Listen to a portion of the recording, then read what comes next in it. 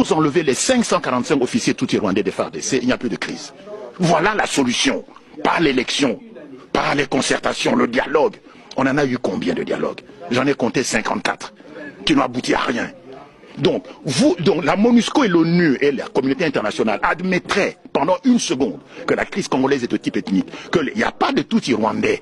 Pour ceux qui connaissent un peu l'histoire, c'est une insulte. Il n'y a pas de Tutsi congolais, bon Dieu. Le Rwanda a été créé au XVIIe siècle avant la création d'État indépendant du Congo. Et le Rwanda fut une colonie allemande. Les Allemands n'auraient jamais laissé le roi Léopold II s'emparer des populations Tutsi rwandais, n'est-ce pas? Donc, les Tutsis sont au Rwanda, qu'ils rentrent au Rwanda.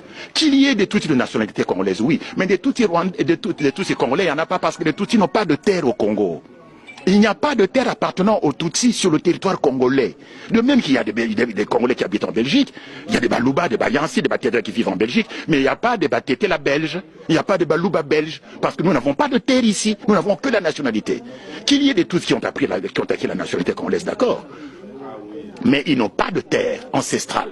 Nous avons la liste, qui se trouve ici d'ailleurs au musée de Tervuren, de toutes les ethnies bantoues qui ont cédé leur terre au roi Léopold II pour constituer l'État indépendant du Congo. Parce que l'État indépendant du Congo, l'EIC, contrairement aux autres pays africains, a été créé par fusion de terres, par addition de terres, appartenant à une quinzaine de royaumes et d'empires et à quelques centaines de communautés traditionnelles africaines bantoues.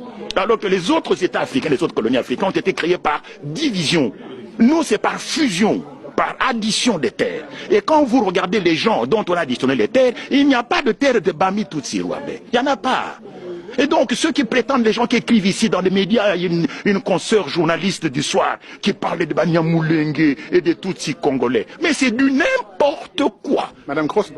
Je ne cite pas de nom, c'est même pas elle là d'ailleurs. Il y en a même une qui est beaucoup plus âgée qu'elle, qui raconte n'importe quoi sur... Oui, bien sûr. Donc, il n'y a pas de Tutsis congolais.